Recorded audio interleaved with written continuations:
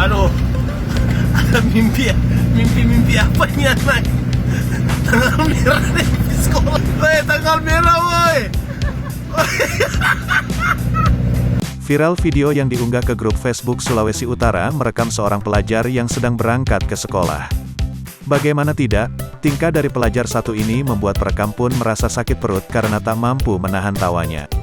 Tampak dalam video, seorang pelajar mengenakan seragam sekolah SMA sedang mengendarai roda 2. Namun, yang mengherankan pelajar tersebut berangkat sekolah di saat kalender hari ini menunjukkan tanggal merah alias libur. Momen kocak ini pertama kali diunggah oleh akun Facebook Randi Pedi pada Senin, tanggal 28 Februari tahun 2022. Perekam, terus-menerus tertawa lantaran menganggap pelajar terlalu bersemangat dan terlalu rajin hingga melupakan bahwa hari ini libur nasional.